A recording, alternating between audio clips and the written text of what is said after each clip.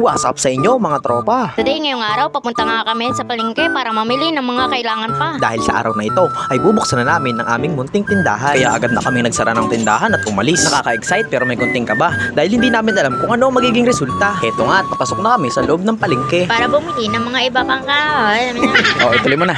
Para bumili ng mga iba pang kailangan. Dahil wala kaming rep at hindi kami pwedeng mag-stock ng mga frozen foods. Kaya ito, pansamantala, araw-araw muna kaming bibili ng mga kailangang bilhin dito sa palengke. Siguro iisipin ng iba, nalugi kami dahil araw-araw kaming napunta dito sa palengke. Don't worry, everybody! May budget po kami para sa panggasolina. Tsaka hindi naman po gaano kalayuan ang palengke dito sa aming munting tindahan. 20 minutes ang biyahe at balikan na yun. Eto nga, dinidikit ko na ang menu dito sa labas ng tindahan. Maya-maya ay nagdikit na ako ng apoy dito sa aming munting tungko. Pansamantala ay uling ang aming lutuan sa ngayon. Oo, masyadong risky. Pero okay lang dahil maliit lang naman ang aming puhunan. Hihip lang ng hihip.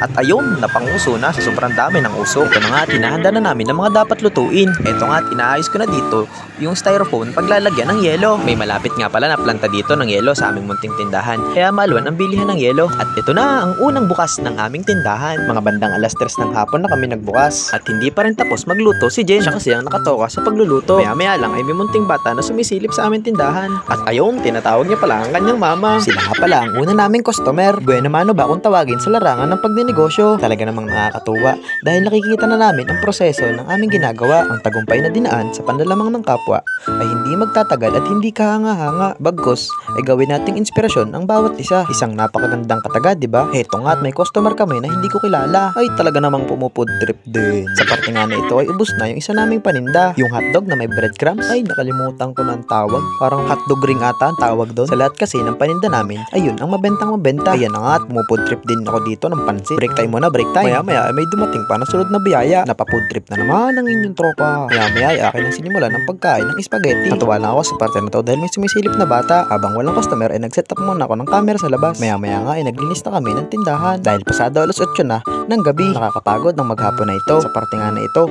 ay kinukumpute namin ang lahat ng aming naging puhunan. Talaga namang napakaganda ng unang bukas ng aming tindahan. Dahil naayon ang lahat sa pinaplano namin. Nilista nga pala din namin dito ang mga dapat namin bilhin kinabukasan. Kung mapapansin nyo, parehas kaming nakaputi ng damit at ang short niya at ang pantalon ko ay kulay brown. Pero walang kinalaman yun sa aming negosyo. Ito na nga at nililist niya na yung mga dapat kong bilhin kinabukasan. Alam nyo ba kung ano yung nagpaalis ng pagod sa aming dalawa? Ay yung parte na nagbibilang na kami ng aming kinita. Sa 5 oras sa pagbubukas namin ay kumita kami ng mahigit na 800. Napakagandang simula, di ba? Yung dati na pinaplano lang namin ay nagkatotoo na. Kita sa mukha ni Jen kung gaano siya kasaya sa naging resulta. Sa parte nga na ito ay isasara ko ng aming tindahan at dito na natatapos ang unang araw namin sa larangan ng pagninegosyo. Maraming salamat sa panonood.